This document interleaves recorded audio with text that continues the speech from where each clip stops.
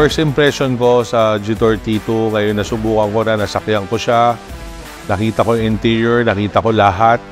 Napakaganda niya, napaka-simple niya, yet modern. Pero mahilig ako sa simple things. Modern lahat, equipments lahat, pero functionability niya napakaganda. Mabilis siyang gamitin. Unang-una, syempre hinahanap mo yung quality ng vehicle, yung design, yung interior, yung mga systems niya, yung mga features niya. Pero ang maganda sa Jitour talaga is the price.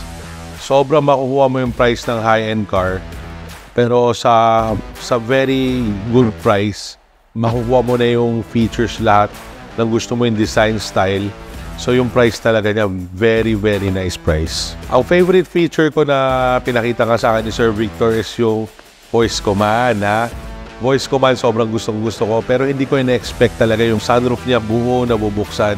Kita mo yung view ng taas. So, at saka yung interior niya, nagulat din ako. Pero yung exterior, super ganda talaga. Apart from other brands is the style, the design, yung features niya, screen niya na sobrang laki sa harap mo. Pero yung nga sinasabi ko, yung price. Talaga yung price niya, para talaga sa atin, napakamurang price sa napakagandang kotse. Final thoughts of the Jitour T2 is sobrang gustong-gusto ko siya for my adventures. Mahilig akong biyahe. So I would recommend Jitour T2 para sa inyong lahat. Ano siya? Hindi lang pang adventure, pang pamilya pa.